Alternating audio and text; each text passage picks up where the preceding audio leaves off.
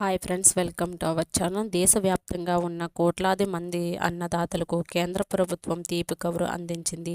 PM Kisan సమ్మాన Nidhi Yojana 23వ విడత నిధులు విడుదలకు తేదీని కేంద్రం సర్కారు అధికారికంగా ఖరారు చేసింది.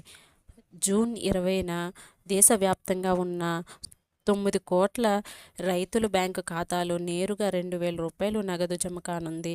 ఈ నిధులు అందుకోవాలంటే రైతులు ఒక ముఖ్యమైన పని తప్పనిసరిగా చేసి ఉండాల్సిందే. రైతులు పెట్టుబడి సాయం కింద ఆర్థిక పరిస్థితులను బలోపేతం చేయాలని లక్ష్యంతో 2019లో కేంద్ర ప్రభుత్వం ఈ పథకాన్ని ప్రవేశపెట్టింది.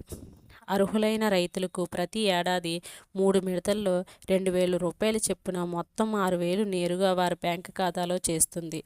విత్తనాలు, ఎరువులు, నీటి సదుపాయం వంటి వ్యవసాయ అవసరాలకు ఈ నిధులు ఎంతగానో ఆసరా అవుతుంది. 23వ విడత లబ్ధి పొందడానికి రైతులు తప్పనిసరిగా ఈకేవైసీ పూర్తి చేయవలసి ఉంటుంది. ప్రభుత్వం స్పష్టత చేసింది. ఒకవేళ ఈకేవైసీ అసంపూర్ణంగా ఉంటే రైతుల ఖాతాలో ఈ నిధులు బదిలీ కావు.